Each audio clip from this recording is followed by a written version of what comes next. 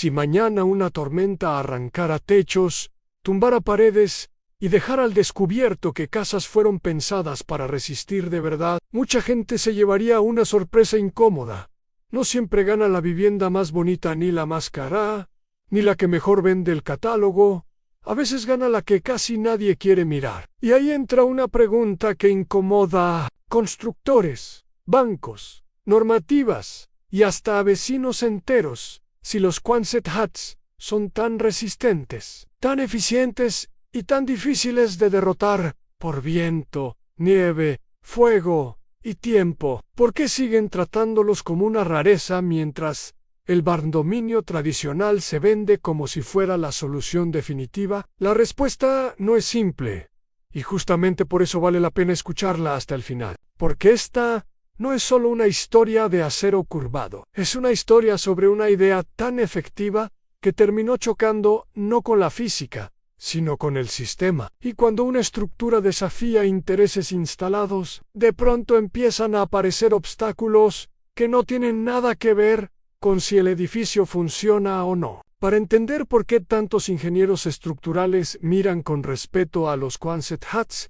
hay que regresar a una época en la que construir mal no era una molestia, era una sentencia. En la guerra, levantar refugios lentos, pesados o frágiles significaba perder tiempo, recursos y vida. No había margen para caprichos arquitectónicos. Lo único que importaba era algo brutalmente práctico: rapidez, resistencia, facilidad de transporte y montaje. Primero surgieron los refugios curvos que inspiraron el concepto. Y después, en la Segunda Guerra Mundial, Estados Unidos llevó esa lógica industrial a otro nivel. En 1941, puso en marcha una producción masiva tan agresiva que en pocos años salieron cientos de miles de estructuras semicirculares para instalarse por todo el planeta. No eran cabañas elegantes, no prometían encanto rústico, no intentaban parecer una casa de revista. Eran máquinas de supervivencia convertidas en edificio. Se mandaron a bases remotas, zonas húmedas, climas extremos, frentes cambiantes y terrenos difíciles. Sirvieron como barracas, hospitales, almacenes, capillas, talleres y centros de mando. Y lo más impresionante no era solo que se pudieran enviar lejos, era que podían levantarse con una velocidad casi absurda. Equipos sin gran especialización podían armarlos en un tiempo que dejaba en ridículo a muchas soluciones tradicionales. Eso, en condiciones reales, vale oro. Lo interesante es que nacieron como algo provisional, casi desechable. Lo lógico habría sido que desaparecieran después de cumplir su función. Pero ocurrió lo contrario. Décadas más tarde, muchos seguían en pie. Mientras tanto, no pocas construcciones convencionales levantadas a su alrededor ya habían pasado por reparaciones mayores, remodelaciones o reemplazos completos. Y cuando una solución temporal sobrevive a opciones supuestamente permanentes, la conversación cambia. Ahí es donde la ingeniería entra con toda su fuerza. El secreto no está en una moda ni en un truco de marketing, está en la geometría. Un Quonset hut trabaja con una forma curva que reparte las cargas de una manera extraordinariamente eficiente. En vez de obligar a ciertos puntos a soportar esfuerzos mal distribuidos, la estructura conduce la fuerza por el arco y la descarga hacia la cimentación. En términos simples, la forma ayuda al material a hacer lo que mejor sabe hacer. El acero responde muy bien a la compresión cuando la geometría lo acompaña. Y una curva bien resuelta elimina muchas de las debilidades típicas de una construcción con esquinas, encuentros frágiles y múltiples piezas trabajando a la vez. Un barndominio tradicional, aunque pueda ser atractivo y funcional, sigue dependiendo de una lógica mucho más fragmentada en postes, uniones, vigas, cerchas, muros, encuentros entre cubierta y pared, múltiples puntos donde el error humano, la humedad, el movimiento o la fatiga pueden empezar a abrir grietas en el sistema. No significa que todos sean malos, significa que tienen más lugares donde algo puede fallar, y un ingeniero estructural no se enamora de una estética, evalúa rutas de carga, continuidad estructural, comportamiento ante eventos extremos y redundancia real. Eso explica por qué la forma del Quonset resulta tan seductora para quien piensa como ingeniero. No hay columnas interiores estorbando la distribución. No hay una jungla de elementos portantes interrumpiendo el espacio. La envolvente completa participa del trabajo. Es un cascarón resistente, continuo, difícil de sorprender. El viento no golpea una fachada plana para arrancarla como tapa de caja. La nieve no se queda quieta sobre una cubierta casi horizontal, esperando convertirse en problema. Las ondas sísmicas encuentran menos juntas críticas donde concentrar daño. Incluso el fuego juega distinto cuando la estructura principal no depende de madera combustible. Y aquí viene lo más fascinante: durante mucho tiempo, incluso algunos cálculos de diseño se quedaron cortos para describir todo el potencial de este tipo de geometría. Investigaciones recientes sobre grandes arcos corrugados han mostrado que ciertos modelos clásicos eran demasiado conservadores al estimar algunos esfuerzos. Traducido al lenguaje de obra AN, estas estructuras, en muchos casos, se comportan mejor de lo que se esperaba. No peoran mejor. Esa es una frase que debería cambiar el mercado, pero no lo ha hecho AN.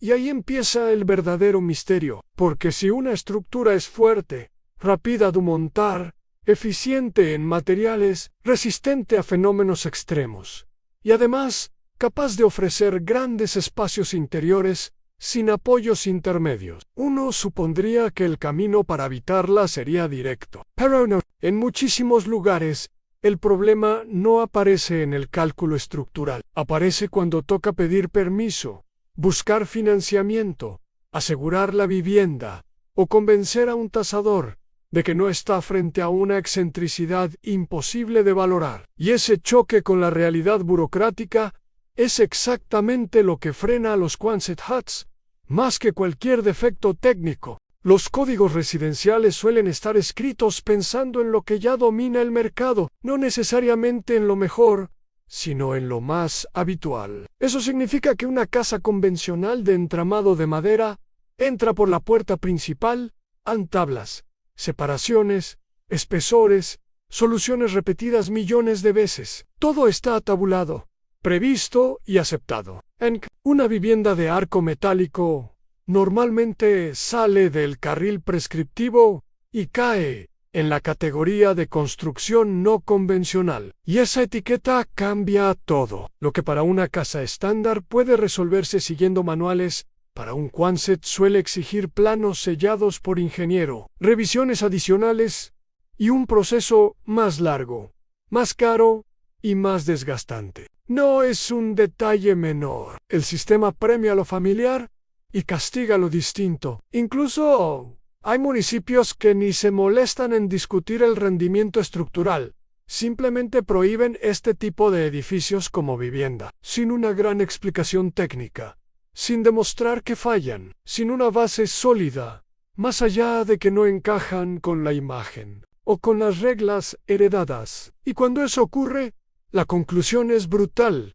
No están rechazando una estructura porque sea insegura. La están rechazando porque incomoda la plantilla. Luego entra el dinero. Y el círculo se vuelve todavía más perverso. Para que un banco financie una casa, quiere comparables. Quiere saber cuánto valen otras viviendas parecidas cerca de la zona. Pero si casi nadie construye Quonset huts residenciales, hay pocos antecedentes.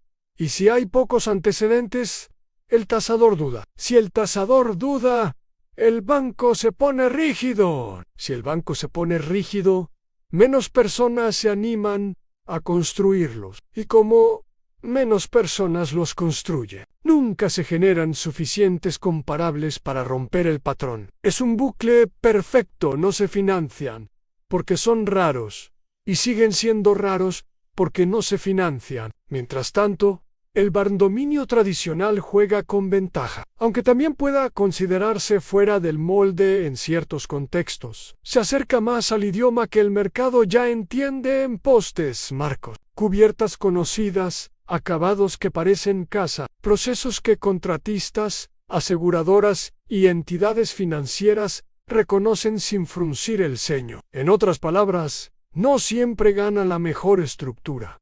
Gana la más legible para el sistema. Y esto se vuelve aún más evidente cuando entran en juego los intereses industriales. El sector de la vivienda mueve cifras gigantescas. La madera tiene cadenas enteras de suministro, representación institucional, presencia en normativas, presión política, tradición constructiva y profesionales formados en torno a sus estándares. Cuando una solución estructural alternativa amenaza con reducir materiales, tiempos, mano de obra o dependencia de ciertos métodos, no hace falta imaginar una conspiración teatral. Basta con entender cómo funciona la inercia del mercado. Los códigos, las certificaciones, los préstamos y los seguros suelen evolucionar más lento que la ingeniería.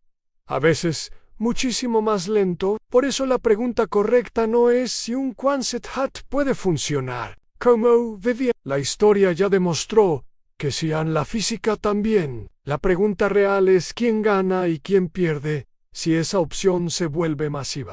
Porque si una familia descubre que puede obtener una envolvente más resistente por una fracción del costo de una casa convencional, alguien deja de vender otra cosa. Si el riesgo real ante huracanes, incendios o cargas severas puede reducirse con una forma más eficiente, ciertas primas y ciertas cadenas de decisión empiezan a tambalear. Y si la vivienda fuerte, durable y simple deja de depender tanto del modelo constructivo dominante, se rompe una costumbre carísima que lleva décadas presentándose como única vía razonable. Ahora bien, tampoco se trata de romantizarlo. Un Quonset hut no es magia. Requiere diseño serio, cimentación adecuada, aislamiento bien resuelto, control de condensation, ventilación inteligente, interiores pensados con criterio y adaptación al clima local. Si se hace mal, puede ser incómodo. Si se improvisa, puede decepcionar. Pero eso mismo aplica al bardominio y a cualquier otra vivienda. La diferencia es que al Quonset se le exige demostrar perfección antes de entrar a la conversación, mientras a la construcción tradicional se le perdonan defectos históricos como si fueran parte normal del paisaje.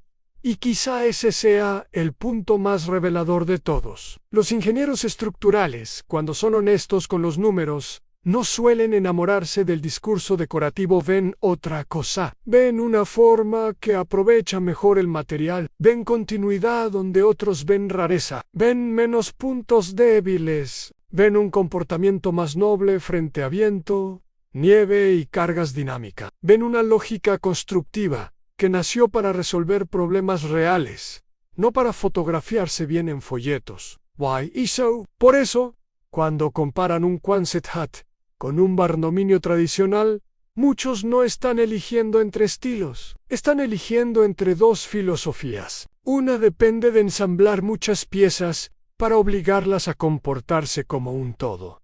La otra nace ya como un todo. Una acepta debilidades conocidas y las gestiona. La otra reduce varias de esas debilidades desde la forma misma. Una está respaldada por la costumbre, la otra por una eficiencia incómodamente difícil de ignorar. Y tal vez eso explica por qué sigue generando resistencia. Porque hay tecnologías que fracasan y desaparecen. Y hay tecnologías que funcionan tan bien que ponen nervioso al sistema entero. Al final, la gran ironía es esta: lo que en otro tiempo se trató como refugio temporal, ha demostrado una capacidad de permanencia que muchas viviendas serias envidiarían. Lo que nació para responder al caos terminó, revelando la fragilidad de nuestras propias reglas, y lo que muchos ven como una forma extraña de acero, los ingenieros lo leen como una lección antigua y elegante.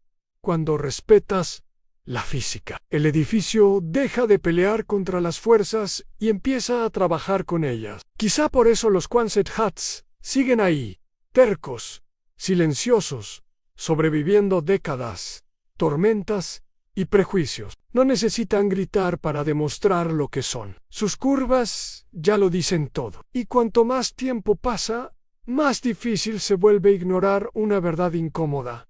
Tal vez la vivienda del futuro no se parece a lo que nos vendieron durante años. Tal vez ya existía. Tal vez llevaba décadas esperando a que alguien se atreviera a mirarla sin prejuicios.